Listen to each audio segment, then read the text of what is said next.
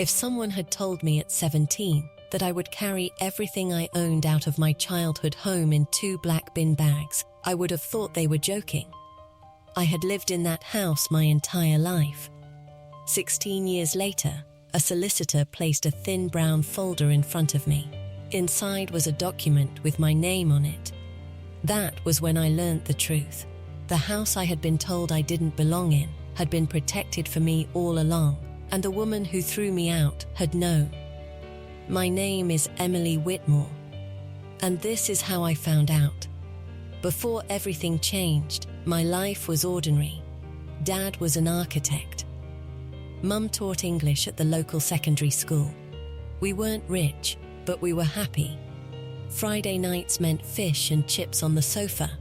Sundays meant pancakes. Every birthday, Dad marked my height on the hallway wall. I thought those little things would last forever. Then Mum was diagnosed with ovarian cancer. For 18 months, our family lived between hope and fear. Then she died. I was 12. For the next 2 years, it was just Dad and me. We burned dinners, ruined laundry, and learned how to laugh when crying felt easier. Those years weren't perfect, but they were ours. Then Dad met Karen. At first I liked her. She was kind, patient. She remembered my birthday and helped me study. She never tried to replace Mum. At least, not at first. When Dad told me they were getting married, I was genuinely happy for him. Karen had a son, Jacob, who was 4 years older than me. The first year after the wedding felt almost normal. Then the small changes began. Karen redecorated the living room, then the kitchen. She started calling the house my home. Old photographs quietly disappeared from the shelves, especially the ones with Mum. I told myself Karen was simply making the house feel like hers. I didn't understand that she was slowly rewriting the story of who belonged there. When Jacob moved back home after university, the difference became impossible to ignore. His favorite meals appeared every night. Fresh towels waited outside his room. If he forgot a plate, Karen laughed. If I left a mug beside the sink, I got a lecture. And when Dad wasn't home, the atmosphere changed. The comments became sharper. The smiles became shorter. I started spending more time at school and in the library because home no longer felt like somewhere I wanted to be. Then one evening, I found Karen measuring my bedroom. "What are you doing?" I asked. She smiled. "Just thinking ahead." "For what?" "Jacob might need a larger room if he stays here." I laughed because I thought she was joking. She wasn't. "We'll figure something out," she said. I didn't realize she had already figured it out. A week later, Dad left for Germany on a 4-day business trip. Before he left, he hugged me and joked, "Look after Karen." "I always do," I laughed. The next afternoon I came home from school. The hallway was quiet. Then I saw 2 black bin bags outside my bedroom. I ran upstairs. My school uniform was inside, my books, my clothes, everything I owned, folded neatly, packed to leave. Karen stood behind me. "What is this?" I asked. "I've packed your things." "For what?" "Jacob needs your room." I stared at her. "I'm sorry. He'll be living here permanently. We've moved your belongings." I looked into my bedroom. The wardrobe was empty. The shelves were bare. Even the photograph of Mum beside my bed was gone. "Where am I supposed to sleep?" Karen shrugged. "I assumed you'd stay with a friend." For a moment I thought she had to be joking. Then she said the words I'll never forget. "Emily, you're nearly 18. It's time to stop behaving like a child." I shook my head. "This is my home." Her expression hardened. "No." She paused. "It isn't." I called Dad, straight to voicemail. I called again. Nothing. Karen looked at the clock. "I'd rather you left now." I picked up one of the bags. It was heavier than clothes should have been. Not because of what was inside, because of what those bags meant. As I walked toward the front door, I looked at the hallway one last time. The staircase. The height marks Dad had made on the wall. the place where Mum's photographs had once stood. Then Karen closed the door behind me. No shouting, no dramatic argument, just a quiet click. And somehow, that was worse. I stood on the driveway and watched the world continue as though nothing had happened. Then I called my best friend, Priya. "Can I stay with you?" She heard my voice and didn't ask questions. "Come here," she said. "I'll tell Mum." When I arrived, Priya's mother hugged me. "You're safe now." That was when I finally cried. That evening, Dad called. I told him everything. He went silent. Then he said, "I'll talk to Karen. I'll sort it." I wanted him to say, "Come home." He didn't. 2 days later, he came to see me. I thought he was taking me home. Instead, we sat at Priya's kitchen table. "I've talked to Karen," he said. "Good, I think a little space might help." I stared at him. My clothes are in bin bags. My bedroom is gone. What exactly am I supposed to calm down from? He looked devastated, but he didn't change his mind. "I'll pay for school. I'll help with university. We'll sort everything." Money. He was offering money when all I wanted was my home. I looked at him and asked one question. If Mum were still alive, would this be happening? He answered immediately. No, that should have comforted me. Instead, it broke my heart. Because if he knew it was wrong, then he also knew he was choosing not to stop it. When he left, I waited for his car to turn around. It never did. That was the day I stopped waiting for someone else to rescue me. I buried myself in school. I stayed late in the library. I got 3 A grades in my A levels and eventually earned a law degree. I became a property solicitor. There was something almost ironic about it. Every day, I helped people understand their rights over homes and property while quietly believing I had never had a right to mine. I built a life. I met Tom, a kind doctor who never tried to fix my past. He simply helped me believe it didn't have to define my future. We married, bought a small apartment, and moved forward. Dad and I stayed in touch. He called every Sunday. We talked about work, football, the weather. Everything except the day he let me go. 15 years passed. Then, one Sunday afternoon, my phone rang. The caller was Openshaw and Partners Solicitors. A calm voice introduced himself as Michael Openshaw. "I'm your father's solicitor." My stomach tightened. "Has something happened?" He paused. "Your father has suffered a stroke. Dad survived, but his recovery was slow." A few weeks later, Mr. Openshaw asked me to visit his office. He placed a thin brown folder on the desk. "I prepared your mother's will," he said. "There's something I think you should read." I opened the folder. At first, it looked like ordinary legal paperwork. Then I saw a paragraph that made me stop. "The house wasn't left entirely to your father," he explained.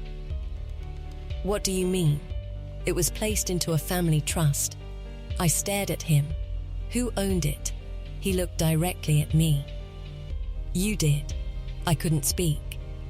He turned the page. Primary beneficiary, Emily Diane Whitmore. My name, my mother's house, my home. Then he explained that Dad had the legal right to live there for the rest of his life, but the property had been protected for me. Suddenly, Karen's words came rushing back. "This isn't your home." For 16 years, I had believed her. Then I asked the question that mattered most. Did my father know? Mr. Openshaw placed another document on the desk. Dad's signature was on it. He was fully informed. I swallowed. And Karen? He showed me a record from an estate planning meeting held after Dad remarried. Karen's signature was at the bottom. She had been there. She had been told how the trust worked. She knew the house would never belong to her. And she knew it had been protected for me. For the first time in years, I wasn't heartbroken. I was angry. Not because of the house. Because she had looked a grieving 17-year-old in the eyes and convinced her she had no place in the only home she'd ever known. Then Mr. Openshaw handed me one final envelope. It had Dad's handwriting on it. For Emily. The next afternoon, I took the folder to Dad's hospital room. He looked at it, then at me. His eyes filled with tears. "I should have protected you," he whispered. "You knew." He nodded. "I did." "Then why?" He looked out the window. "After your mum died, I was terrified of losing another family." His voice shook. "I kept telling myself I'd fix it tomorrow." He looked back at me. But tomorrow became next week, then next year. 16 years passed. I wanted to be angry. Part of me was. But I was also looking at an old man finally admitting the truth he'd spent years avoiding. Then he handed me another envelope. "This was supposed to be yours when you turned 18. It was from Mum. Inside was a single message: never let anyone convince you that you don't belong." I stopped reading. She had known what she wanted for me.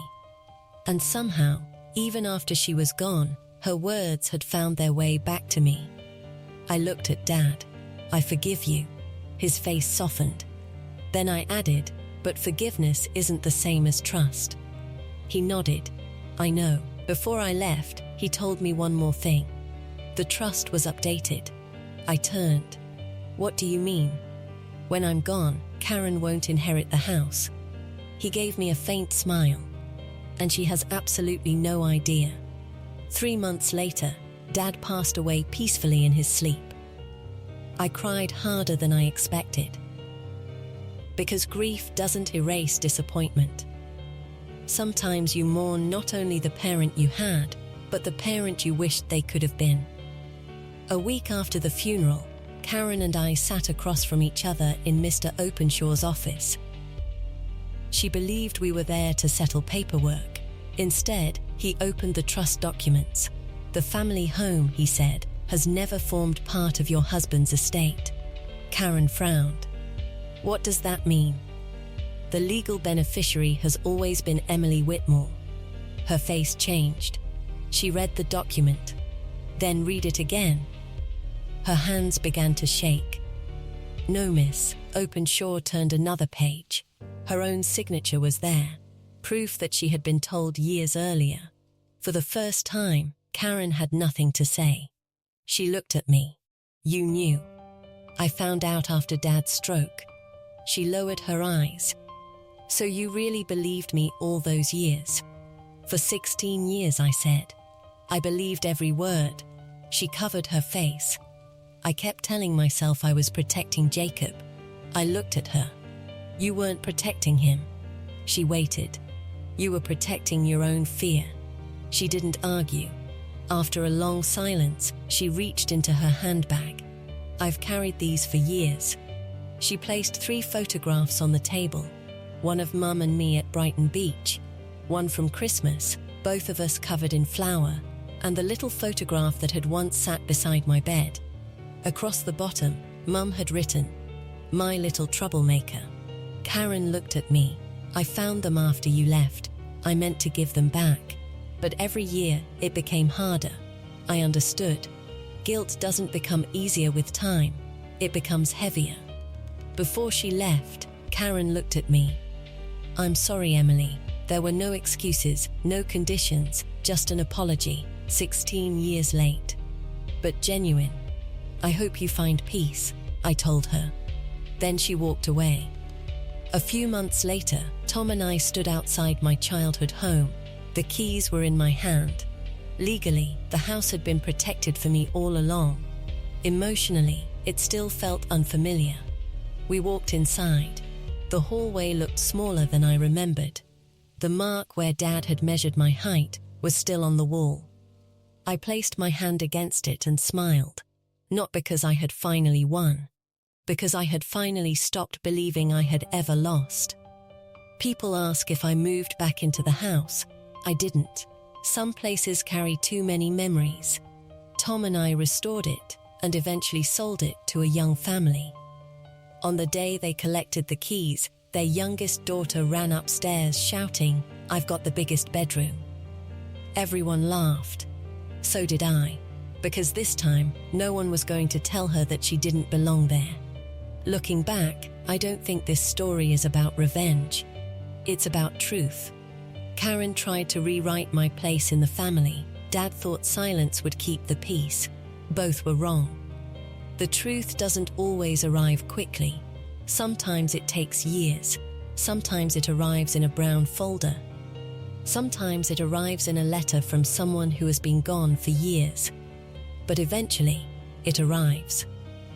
Karen never lost a house. She never owned it.